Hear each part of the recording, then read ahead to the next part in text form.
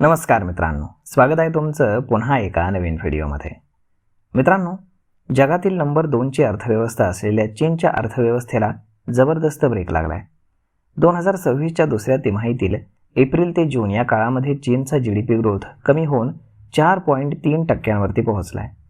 2022 नंतर चीनसोबत पहिल्यांदाच असं घडलंय। याआधीच्या तिमाहीमध्ये चीनच्या GDP ग्रोथमध्ये 5% वाढ सुरू होती। मार्केटमधून समोर आलेल्या आकडेवारीनुसार सध्या चीनच्या अर्थव्यवस्थेपुढे अनेक आव्हानं असल्याचं दिसून येतंय। मात्र दुसरीकडे भारताचा GDP ग्रोथ रेट अजूनही स्थिर असल्याचं दिसतंय। GDP ग्रोथ रेटमध्ये घसरण झाल्यानं चीनमध्ये मोठी खळबळ उडाली आहे।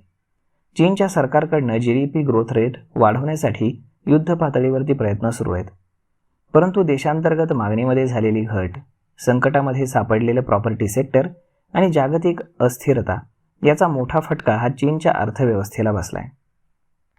चीनमध्ये देशांतर्गत मागणीमध्ये प्रचंड घट झालेली आहे। लोकांनी पूर्वीच्या तुलनेमध्ये खर्च कमी केलेला आहे। याचा चीनमधील मोठ्या कंपन्यांना प्रचंड फटका बसलाय। तसेच कंपन्यांना फटका बसल्यामुळे देशामध्ये कुठलीही नवीन गुंतवणूक झालेली नाही। प्रॉपर्टी सेक्टर देखील संकटामध्ये सापडलंय।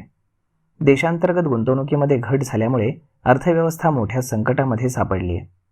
GDPमध्ये प्रचंड घसरण पाहायला मिळते। सोबतच चीनला जागतिक अस्थिरतेचा देखील मोठा फटका बसलाय।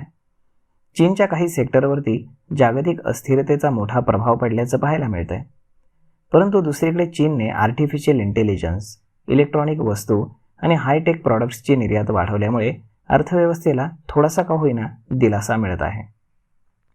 जुलै 2026 मध्ये झालेल्या MPCच्या बैठकीनंतर आर्थिक वर्ष 2026-27 मध्ये भारताचा GDP ग्रोथ रेट हा 6.6% आसपास राहू शकतो, असा अंदाज भारतीय रिझर्व्ह बँकेकडनं व्यक्त करण्यात आला आहे। जागतिक स्तरावरती सध्या प्रचंड अस्थिरता आहे, त्याचा परिणाम हा भारताच्या GDPवरती होऊ शकतो।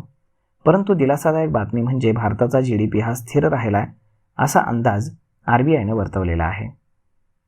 तर मग मित्रांनो, अशा पद्धतीनं चीन मोठ्या संकटामध्ये आहे आणि भारतासाठी ही आनंदाची बातमी आहे। तर मग मित्रांनो, हा व्हिडिओ, ही माहिती तुम्हाला कशी वाटली हे तुम्ही आम्हाला कमेंट करून नक्कीच सांगा। आणि जर आवडली असेल तर आपल्या जवळच्या मित्रमंडळींसोबत देखील हा व्हिडिओ तुम्ही शेअर करायला विसरू नका। धन्यवाद।